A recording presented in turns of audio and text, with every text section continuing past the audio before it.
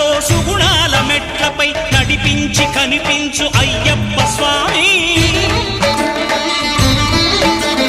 మకర సంక్రాంతి సజ్జోతివై అరుదెంచి మహిమలను చూపించు మణికంఠ స్వామి.